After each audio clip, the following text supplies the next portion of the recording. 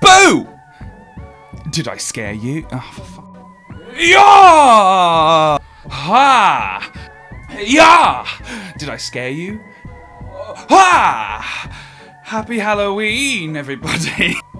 Oh!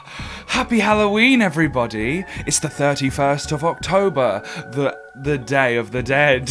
Oh! Oh! Oh! Happy Halloween, everybody. It's the 31st of October. Ah! Ooh, boo! Did I scare you? It's Halloween. It's Halloween. For fuck's sake. Yeah! Boo! Did I scare you? It's Halloween. It's the 31st of October here in England. I'll be your host today, Danduw 3D. Oh, scary. I am going to be doing a tutorial on how I do cloth details on a Zbrush model. Spooky. So, bad news, unfortunately. Not to break the ice on a bad note, but I did a bunch of recording last night of pretty much explaining how I did this right here, all the detailing that you can see on this model, but I didn't turn on the microphone like an idiot, so pretty much all of it's unusable other than being used as a time-lapse. So, you know, I was getting really annoyed about it, and I was thinking, well, I don't want to redo it because it's just effort, isn't it? So, the middle ground, the positive outcome I'm going to get from this is I'm going to make the same level of details, but on a blank kind of 2D image in Zbrush, just to show you the build-up of things that I use regularly on a cloth mesh. And then I'll post the time-lapse on top of it, and maybe do like a little voiceover or something. And who knows, maybe I'll add like some jump scares along the way, or something spooky, maybe like a spooky song or something. It's Halloween. Yeah.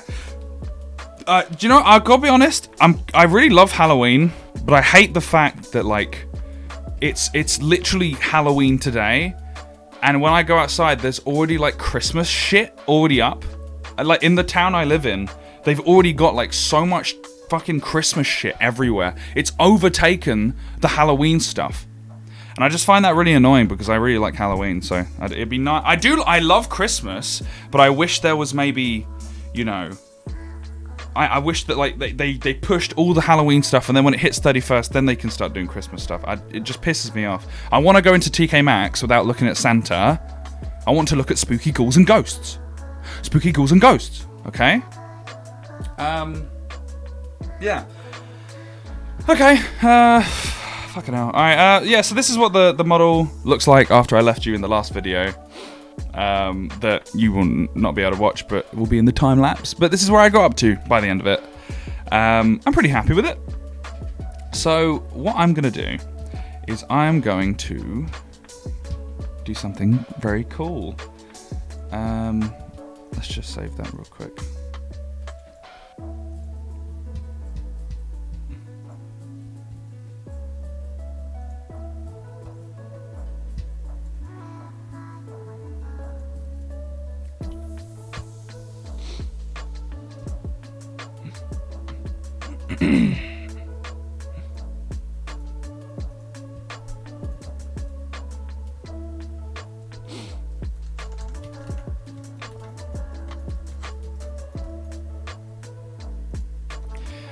Alright, so I'm gonna do it. I'm gonna do it on here. Alright, so rather than me redoing all the work I did in the last model, I'm pretty much just gonna replicate what I do on a blank 2D, well, still 3D. Fuck, man, I'm so bad at explaining. I'm pretty much gonna do the same details I do on my 3D model, but on this 2D plane. Just to make it a bit more straightforward of exactly what I do at each stage. Okay? Alright, so, first thing I do is I'm gonna use some alphas. I think pretty much all of this next stage is just alphas. So the main one that I use, let me go back to matte cap gray. Let's just is two alphas, two textures. Sorry, one that I've called cloth. Ooh. So I've got two textures. One called cloth texture, and another one called tufts. But I spelt it wrong. It's called tifts. I can give these out. I made them myself in Photoshop. So if you want them, I guess I can give them out. Or, you know, maybe I could just make like a video on YouTube explaining how I'd made these, because it's really not that hard, bro. And also, there's the internet. Just Google weave texture. It's not that hard, bro. And tifts, I literally went into Photoshop and just went, and then copied and copied and copied until it kind of created this mess of tufts. Okay, so what I do first is I plant down these. Obviously, you want to keep, at this point, you probably do want to have the poly count quite high, so you can get the details coming through. So what I do is I plant down the cloth like this, right? Nothing too snazzy. Nothing too snazzy at all. So there. Already, you've got a pretty basic cloth weave. And a lot of people might be asking, why don't you just do this in Substance? Like, you can just do the weave cloth texture in Substance. Wouldn't it make more sense? Yes, it to some people it makes sense, and I think it's the best way for some people to do it. For me, and I think some others, there's something quite satisfying about baking those weave details into the actual texture, because you get such interesting AO, curvature maps, cavity maps, that then when you go into Substance, you have a lot more stuff to play around with, rather than just a completely smooth mesh, where you're having to make up most of the details and interesting bits to it in the texturing phase. I will also say this is coming from a place of I don't really enjoy Substance Painter as much as ZBrush. I love ZBrush. I would live in ZBrush if I could. I do love Substance, but I think adding details is a lot more stressful to do than in ZBrush for me. So that's why I do it, and if someone out there is the same way, I hope this helps. So obviously I've now put down the cloth underscore texture, and now I'm going to add the tufts. So what the tufts act as is a bit of just displacement, just to kind of break up the fact that it's just a sprawling texture. So I'll put these down like this, all across. They don't have to be too crazy, they can be quite subtle. But what it does, it kind of breaks it off, and I think it's hard to really show. I think any cat owners that here will kind of relate to this, that you'll get these just little bits and bobs all over your clothing. Just things along the way, like when you just go outside, just things will fall on you, and they'll attach to the cloth because it's just sticky, right? So in a way, when I see a cloth, like a cloth texture that's completely, clean, it looks very unrealistic, And I think if you're trying to make clothes that look worn, something that has character, especially when you're making a character piece, you're trying to show off a character that's got a lot of emotion to it or character. I feel like adding these small details go a long way to make it feel lived in already. So now that we've done that, I'm pretty happy with that as a first base. What I do next is I go over to the Alpha 40, which comes in ZBrush, and I set this to color spray. And what I'm able to do is pretty much, and I set the intensity a bit lower, it's another bit of displacement, right? Where I'm just kind of peppering in more displacement, so it feels a lot less perfect. See how now the bumps are kind of coming through. And then I might even go back to just like alpha, no alpha at all, so it's just the base one, and I'll go in and just kind of break things up a teeny bit more. So now things are feeling, if I go back, there's a level of, it feels quite flat still, but then when you add that on, it kind of just breaks up a teeny bit more. Okay. What I like to do as well is use the damn standard, and I'll do the same thing. Or I'll do like a spray.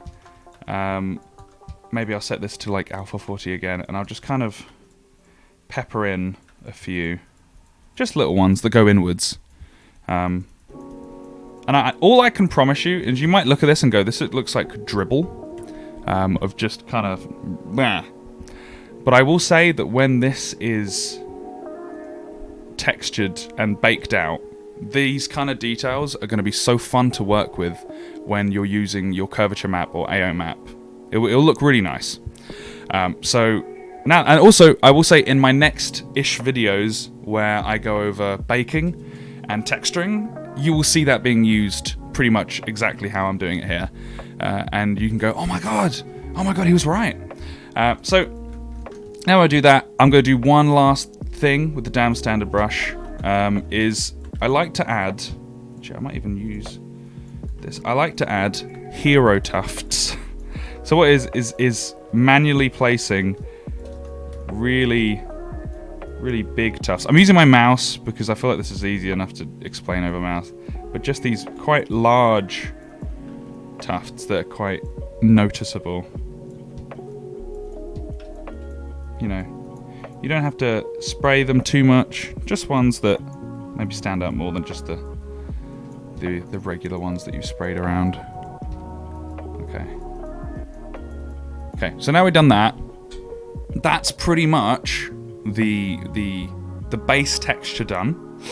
And one last thing that I like to do is I use the standard brush and I just kind of indent in a few details like this. They don't have to be anything too perfect, but it just breaks things up a bit more, like that. There you go.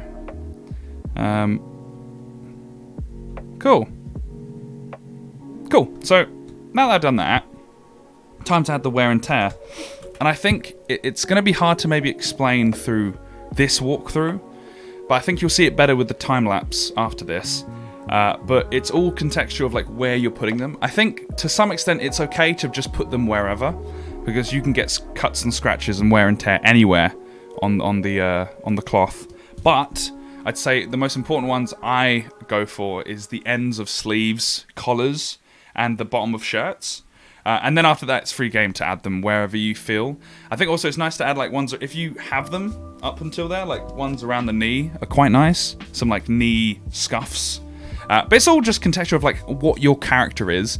You know, if you're making like a skateboarder character, you should like completely fuck up the knee and elbow area. You know, really go ham on the wear and tear there, because those are the areas that are going to be falling over. You know, so. How I do my wear and tear is pretty simple. I get the damn standard brush, set to 100% intensity, and what I do is I just kind of make a shape. So let's say I'll make like a little, wherever this is, little shape. Nothing too crazy, it can be a bit wobbly. And then I'll hold down Alt to go into invert damn standard mode, and I'll pretty much just outline it like this.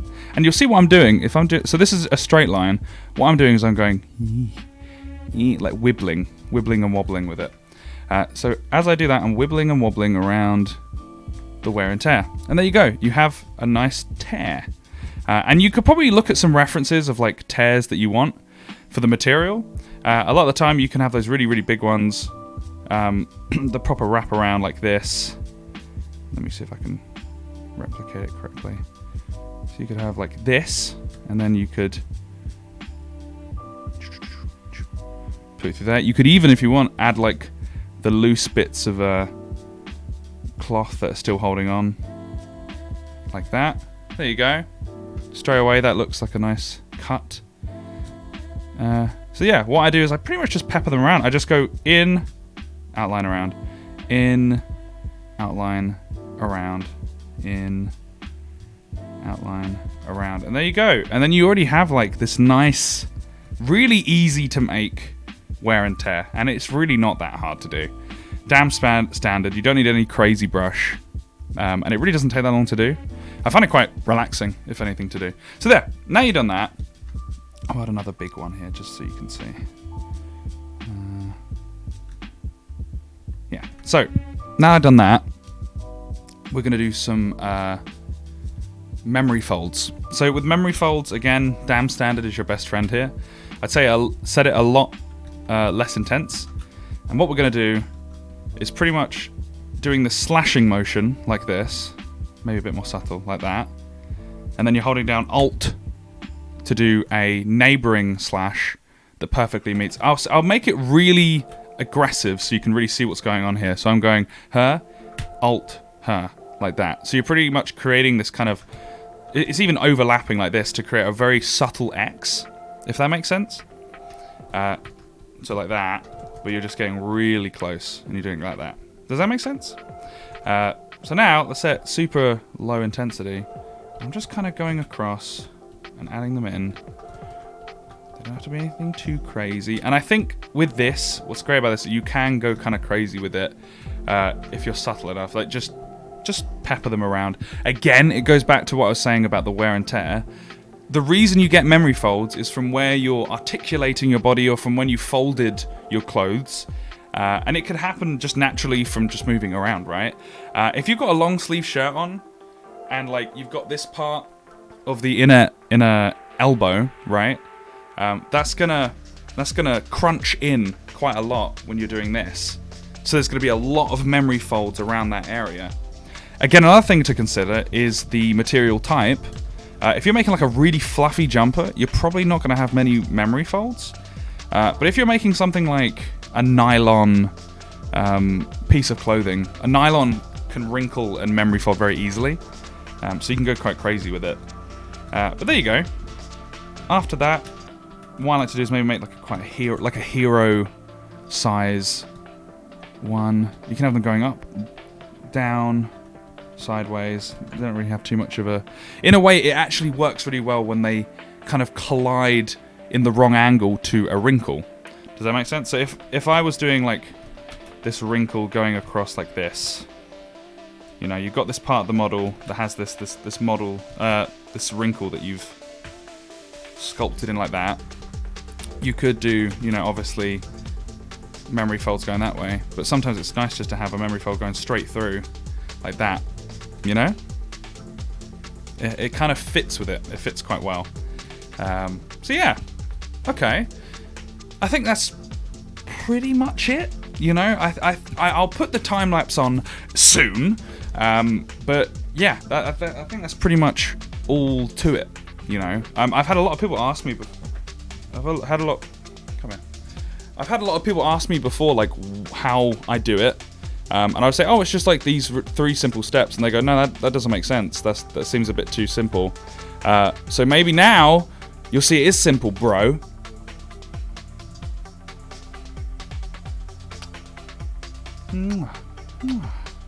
Alright, I'm going to play the time lapse now! Hello. This is Danduw 3D from the future. Oh, spooky. So I'm just going to like talk while this time lapse is going. I really don't have anything planned to talk about. I guess I can comment on what I'm doing here, but it's pretty much just following the exact same thing I was doing in the video, where just adding in lots of displacement, using the weave texture, using the tifts texture. Yeah, I think, you know, ask for it if you want it. I can just like supply you the textures. They're pretty small files. So yeah. I don't know, I feel like with something like a jumper material where it's quite bobbly already, I think the more displacement you add, the more real it feels. Oh my god, it's only 2 PM, I don't know why I'm yawning. Bloody hell. Oh god. No, I need to drink some water. Also, I've tried to like re-record this because it goes for about, how long does it go for? About like 6-ish minutes, 7 minutes. And like I've tried to record myself talking about stuff, and every like around the 3-minute mark I just get like really into some tangent that's just not worth talking about, so I just stop the recording. And also I have so much stuff I need to do, so this is going to be the last recording. So if this recording goes wrong, fuck it, this is the best you'll get. You get me talking about wherever I'm talking about now, you know. I feel like I'm so bad at it. I think that's the like I like making content, this is really fun to do, but I'm really bad at speech. And I'll go on tangents and I'll listen back at what I say, and I feel like I just don't articulate myself correctly sometimes, which is a shame, but that's how I've always been. So I hope it's not too unwatchable or unlistenable when I talk sometimes. That's not me self-deprecating. I generally do know that I'm quite bad at speech. Yeah, you can see I'm adding these like directional kind of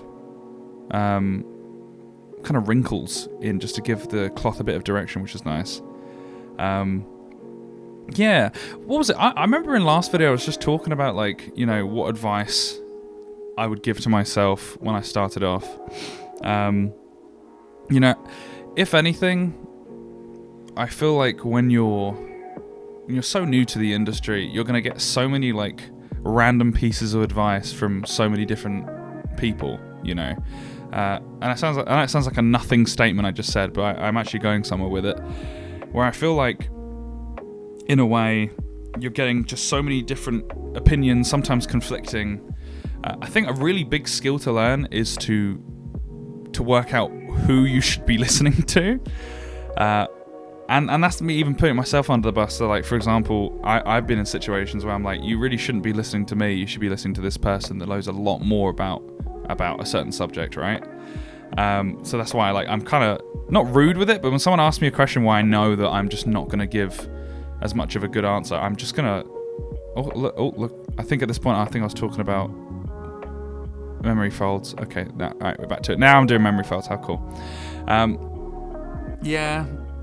But yeah, no, honestly, I think with clothing, that's where I feel most confident. But no, yeah, so my main point is that I remember back in like uni and college, I kind of just like took all the advice I could get from anyone, even teachers that I really respected. And to be honest, I feel like I shouldn't have with some of them. There was definitely some teachers or lecturers or people around me that I respected at the time. They would give me these views of like, oh, you should do this, or, you know, like even just simple stuff like how you should bake a model or how you should, you know, texture something. And, you know, even now I'm kind of hesitant when I get advice, because I know for a fact that like in 10 years I'm going to look back at that and go, that was bad advice. But yeah, it's just picking your battles. I think that you will get good advice, and I get good advice. Speak normally, Daniel. I get good advice a lot of the time, but sometimes it's good to just check yourself for a second and go, should I be listening to this person? I forgot when it was. I think it was in uni, in like first year. Someone told me that the best way to bake a model is only in Substance Painter. I was like, oh, okay, cool. And I was like, what about Marmoset? You can do Marmoset toolbag baking. And he was like, no, I've used it. You've got to trust me, Daniel. You've got to trust me. Do not use Marmoset for baking. It's just terrible. It doesn't work. It's really bad. And I remember at the time, I just blindly believed him and went, okay, I'm going to use Substance forever for baking, I guess. And then one day I used Marmoset for baking and realized that person was a fucking idiot, because Marmoset is amazing for baking. But yeah, I'd really recommend using Marmoset. But if you use Substance, it's up to you. I'm not saying there's anything wrong with it. I can see why it's quite easy to use. Oh yeah, speaking of, you know, Substance and baking in general, I think one of the big things I talked about in this, I think, at the start of the video, and actually in this time-lapse that you don't hear, is I just kind of talked about how important it is to add these kind of, you know, extra details. Like, for example, I'm adding details around the rims of the sleeves here. These are all things that will really be appreciated when you bake them out and use them like tools when you're texturing. You'll see when I do texture, half of what I'm doing is just using the curvature or the AO map and pretty much nothing else. And then after that, I just, you know, add in unique details. I think you'll be kind of, your eyes will be opened on how I texture, where I'm pretty much making a base material, shoving in the curvature map to use to get the highlights, and then using the AO to get the shadows and the darker bits, and then just that, then messing around with color for a bit, adding dirt, adding some wear and tear, and then that's pretty much like how I texture everything. You know, obviously thinking about the context of the material and not just shoving on curvature and AO and nothing else. But yeah, you'll see. I think after I do the jumper, it's such a specific asset. You know, it's cloth, and I think there's a very kind of straightforward way to do cloth in Substance Painter. I'd love to like do a tutorial on like how to texture leather, or at least how I do leather, because I think there's many different ways to do it. But I think I've come up with a good enough approach to it. Yeah. Ooh. You can see here I'm adding these weaves in. I'm not gonna lie, I think it looks pretty shit, the weaves I did here. But there's a reason why I did it this way originally, which I tried to explain in the time lapse, is that like I've been in situations where I've worked on a piece and then out of nowhere I'll go, wait a minute, there's supposed to be another panel of cloth here, where there's a seam here, for example. And usually what I'll do is I'll actually separate the model individually, so then you don't have to do what I'm doing right now, it just does it straight away. But unfortunately, there's situations where you do have to do them manually in Zbrush. Oh, I think we're done. Oh, wait, oh no, yeah, we got some weaves left. I'll try and wrap this up because I think the video's going to end soon. But yeah, no, pretty much like, you know, it's good to learn how to do plan B sometimes with seams. I think they turned out okay in the end. I smartened them up near the end as well. Here's me doing a bit of the, what was it, the wear and tear here. Showing what I was doing before. I was going inwards with the down standard and then doing a little kind of outline around it. Pretty cool. And again, this would look great when it's baked because you have a lot of info to work with. Yeah, I think that's pretty much it. Oh my god, I actually got through it without cringing at myself. Oh, fuck me. Alright, well, thank you so much for watching the video. I love you guys. I love my fans. And I'll talk to you guys soon. I'm going to upload this immediately. Yeah, bye.